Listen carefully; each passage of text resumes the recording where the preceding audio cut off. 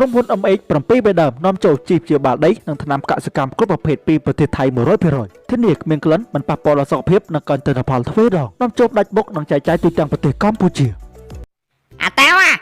អាតាវមិនយល់ចិត្តអូនមិនដេចមានស្ងួនផ្លាស់ប្ដូរចិត្តថ្មីមិនដឹងអាម៉េចវាអត់តែព្រឹកដល់នៅចន្ទាលមកហីណាអើយខ្ញុំច្រៀងឲ្យមូសស្ដាប់ណាម៉ែមូសឲ្យឯងចេះស្ដាប់ចម្រៀងអត់តែព្រឹកឡើងជេរហូតណាដល់ចាំផ្ទះម៉ែទៅសាផ្លេតបាទផ្ទះវាមិនចេះរត់ទេខ្លាចនោមរត់ជាប់ផ្ទះអីអាតាវអាចចាំមកយន្តហុកកប៉ិតមកចំហៀងមកចឹងអាតាវហ៎អូយចូលដល់រឿងមួយទៀតឆ្កែរត់បុកម៉ែស្អីវាមិនដែលម៉ាណាឆ្កែរត់បុកយន្តហោះแล้วក៏ពិតមុខហើយចូលធ្វើមិនដឹងអញឆាប់ប្រោយតាមត្រង់ភ្លាមមូលហេតុអីបានយន្តហោះក៏ពិតខាងមុខ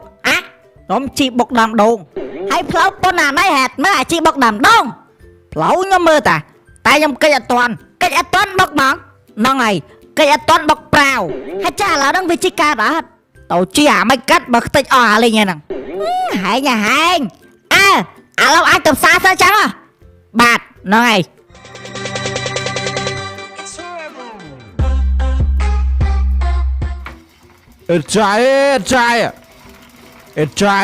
អេចាយពួកចាយចូលនេះផ្លែពូអេចាយអូនបាទពូ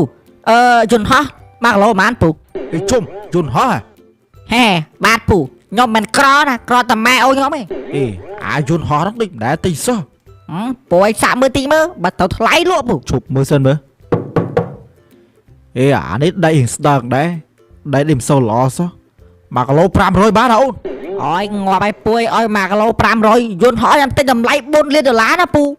អាឡូប៉ុណ្ណឹងលក់ទៅពូទិញតម្លៃគេទូទៅទេដែក1គីឡូ500ហ្នឹងហើយយកទៅលក់គេតរេអូនអើយចំណេញបានតិចមួយទួយទេ1គីឡូចំណេញបាន100 200ហ្នឹងឥឡូវលក់មកទៅ1គីឡូ500ក៏បានដែរឡឹង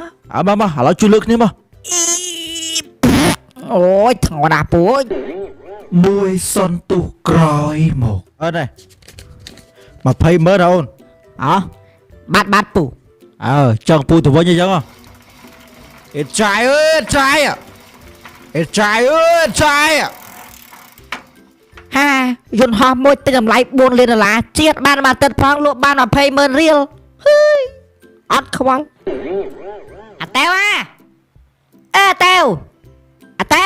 បាទម៉ែនៅផ្ទះតែអញស្មាននៅផ្ទះមិញម៉ែ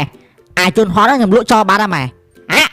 ហើយលក់មែនហ្នឹងហើយលក់បាល់លក់អេចាយ1គីឡូ500លក់បាន20ម៉ឺនរៀលនេះលុយម៉ាចំរៃតើហើយហើយក៏អត់ដាក់ក្បាលផ្លែហ่าយន្តហោះតម្លៃ4លានដុល្លារមិនលក់បាន20ម៉ឺនរៀលម៉ាអាកូននេះហើយនឹងកាត់ពូជតអាណាគេក៏ខុសគេខុសឯងម៉ែកាត់ពូជតម៉ែហ្នឹងឆ្លៀតតមកទៀតឯងឈប់មកជន់ទីអញហែង